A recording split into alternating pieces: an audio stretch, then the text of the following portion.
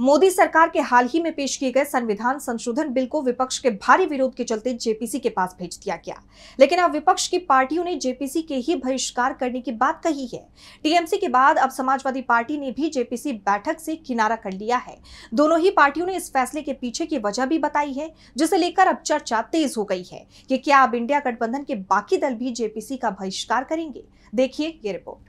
केंद्र सरकार के हालिया संविधान संशोधन बिल को जेपीसी के पास भेज दिया गया है। इस बिल के मुताबिक अगर कोई पीएम, सीएम या मंत्री 30 दिन से ज्यादा हिरासत में रहता है तो उसकी कुर्सी चली जाएगी।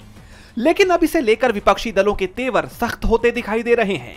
पहले टीएमसी ने जेपीसी से खुद को अलग करने की बात कही थी और अब यही बात समाजवादी पार्टी ने भी कह दी है।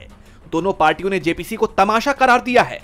टीएमसी सांसद डेरेक ओब्रायन ने इसे असंवैधानिक विधेयक बताते हुए केंद्र पर एसआईआर जैसे मुद्दों से ध्यान भटकाने का आरोप लगाया। उन्होंने कहा, यह सरकार का हथकंडा है जिसे हमने बेनकाब किया।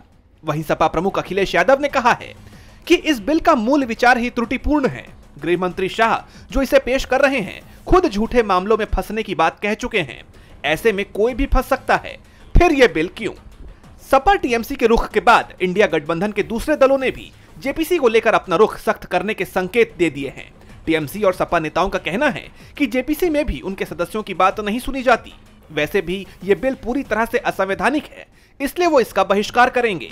अब ये भी कहा जा रहा है कि कांग्रेस और दूसरे दल भी इसी तरह का फैसला कर सकते हैं। कांग्रेस के कम से कम 6 सदस्य जेपीसी का हिस्सा बन सकते हैं। लेकिन जिस तरह से इंडिया गठबंधन इस मामले में एकजुट नजर आ रहा है, उससे मोदी सरकार चिंता में दिखाई दे रही है। डीबी लाइव की रिपोर्ट।